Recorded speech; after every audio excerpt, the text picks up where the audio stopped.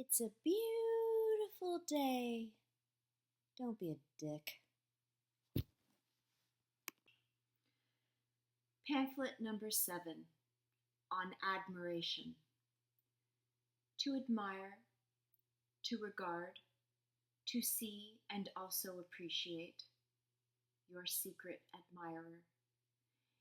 It isn't a word that you hear very often, not anymore.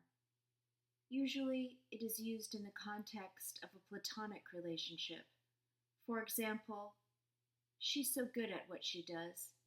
I really admire her. Or, he always shows up for his friends. I admire that. We rarely hear this in romantic relationships. It would sound odd for a person to describe his or her spouse as admirable, even though part of loving someone is admiring them. So what does admiration really mean then?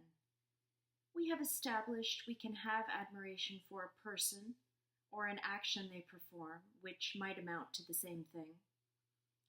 This appears to be the modern usage of the word.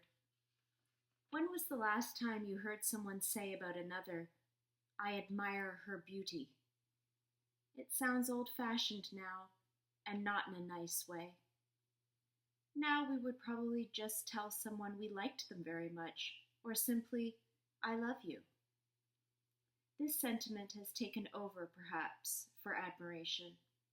And perhaps the only time we might hear something as stark as, I admire you, in a romantic relationship, is when the person making such a declaration has English as a second language.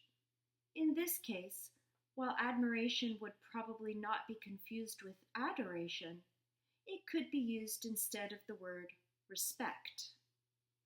To admire is not the same as to respect, of course, and especially when dealing with human beings. But the meanings are used in similar enough contexts whereby the interpreter may make this error, or an ESL third party may say something of this nature, and the listener may repeat it to someone else as if it were their own, as if they came up with this all by themselves. If they considered what they were saying for even an instant, however, they might see the strangeness of the construction of the statement, and indeed hear that it sounds like the mistranslation it most certainly is. So what have we established then? 1. That admiration is generally platonic and or professional. 2. That the usage of the word admire in a romantic context is nearly extinct and distinctly old-fashioned and starchy when employed at all. 3. That admiration and respect are not the same things, but for someone who is ESL, the mistake, though not easily, could be made. Therefore, we would advise an ounce of caution when dealing with people who use this word with you. To put it simply, from your employer, it is a compliment. From your lover, a dismissal.